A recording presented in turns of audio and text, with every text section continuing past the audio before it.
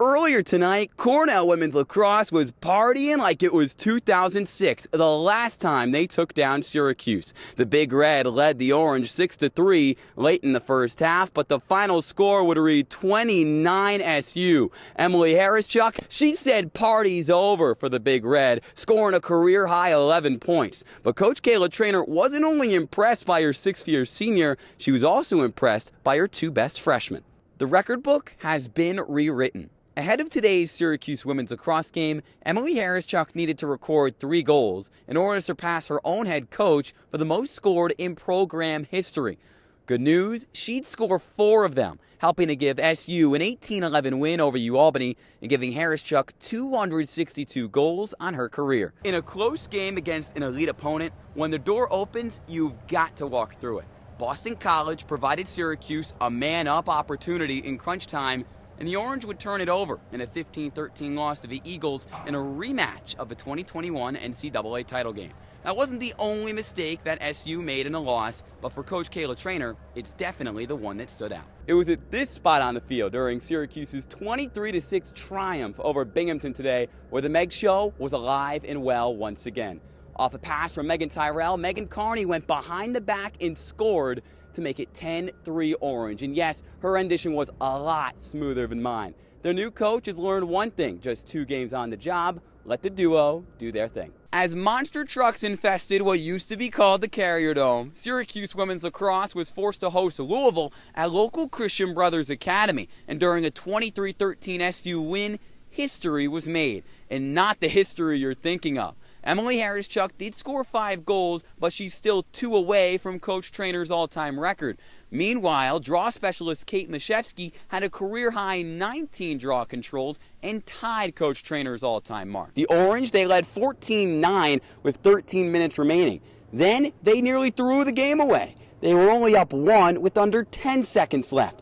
Then the Greyhounds, well, they would literally throw the game away right into the stick of Bianca Chevry. The turnover sealed the deal, and All-American defender Sarah Cooper was pretty happy about that. On offense, junior Emma Tyrell had 7 points and now has 15 over her last 2 games. And on defense, goalie Kimber Hauer, well, she used her big spoon, represented by my right hand, to stuff a career-high 12 shots. The Orange will be back at home on Saturday, April 2nd, to play one of the most newly formed teams in all of college lacrosse and a new ACC rival, the Pittsburgh Panthers. Reporting from the Carrier Dome, Ian Nicholas, Citrus TV.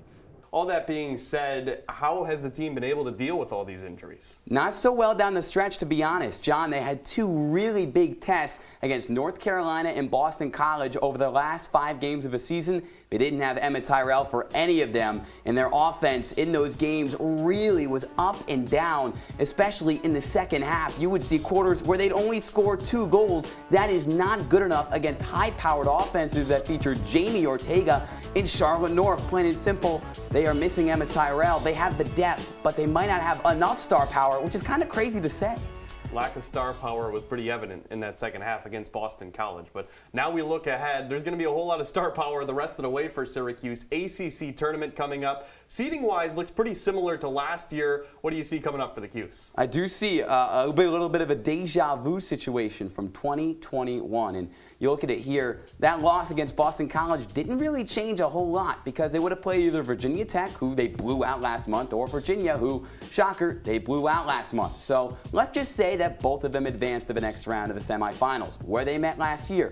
How does Syracuse get the job done? The answer, score, and score some more. And as I mentioned, the depth pieces, Natalie Smith, Jenny Markey, they've got to step up. Olivia Adamson, the best freshman on this team. Those 3 have to show up and really be the supporting cast to take down Boston College, if that is the scenario on May 1st.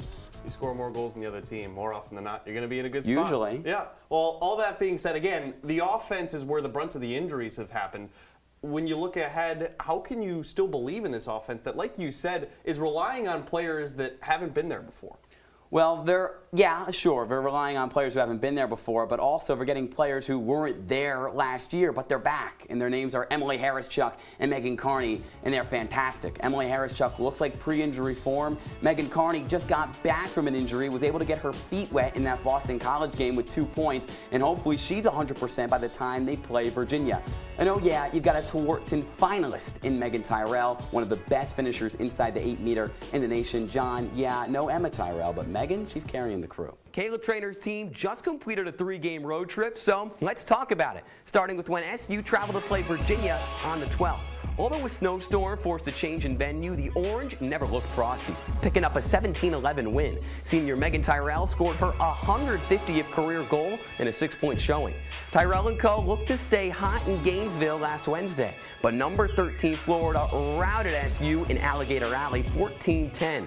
Syracuse suffered its first loss to an opponent ranked outside the top 10 in over 2 years. SU had a chance to rebound against Virginia Tech on Saturday.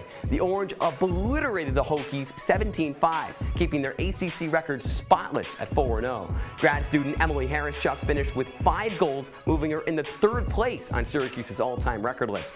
Regardless, Wednesday's stunning loss pushed the Orange down a couple of spots in the national rankings. Syracuse can begin to climb back up the ladder in its upcoming 4-game homestand. 2 unbeatens come to town, including the top dog in the land, North Carolina, on April 9th.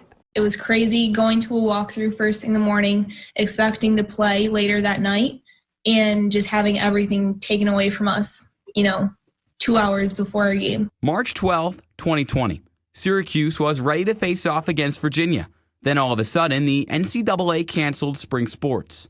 This Saturday, exactly 2 years later, Emily Hawryschuk will be back in Charlottesville and still a member of the Orange. How'd she get to this point? Well, first, the NCAA had to give out an extra season of eligibility. When they did, Hawryschuk's decision was a no-brainer. Without a doubt, I knew that if I had the opportunity to come back again, I would do absolutely anything that I could to come back and finish what I started with the team. The 2021 comeback that Hawryschuk envisioned ended far sooner than expected. Cuse Women's Lax received some terrible news Thursday when it was announced star attack Emily Hawryschuk's season is over. Hawryschuk tore her ACL in practice before SU beat Stony Brook last week. The Orange went on a national championship run without their superstar. Although Hawryschuk wasn't winning draws or netting goals, SU's captain still found ways to stay sharp. To have the opportunity to stand on the sideline and watch the coaches and especially see Coach Gate coach, I've always been on the field, so I've never had that opportunity. So he taught me a lot.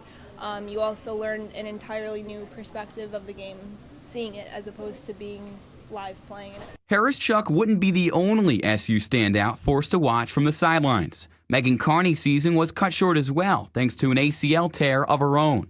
Struggling through the same hardship, the duo leaned on each other for support. Talking about how the physical therapy session went to giving each other a hug on the sideline when we know that we, want to be out there playing so bad. It's just, having a buddy with you and a special bond is created through that. 4 games into 2022, Hawryschuk was, ice cold, shooting under 38% on her shots and committing 12 turnovers. But then, after a career-high 9-point performance against Northwestern, a top 10 team, everything changed. She was even named the IWLCA's Offensive Player of the Week. Physically, Hawryschuk's knee was fine, but emotionally, she needed time to bounce back. First game especially, I was just overwhelmed with gratitude and being able to play again. I didn't know exactly how to, control it and have it, come out on the field and playing the way that you play without thinking. I even talked to Coach Gate a couple times and just being able to calm the mind down and be back to performing. Not only Hawryschuk noticed her bump in performance against the Wildcats, Emily's teammates also saw her old self shine through. Having her have a great game against Northwestern was such a phenomenal thing. She really broke out of her shell and just old Chuck's back, and it's awesome. Hawryschuk looks to stay awesome on Saturday at Klockner Stadium, picking up right where she left off 2 years ago. Ian Nicholas, Citrus TV.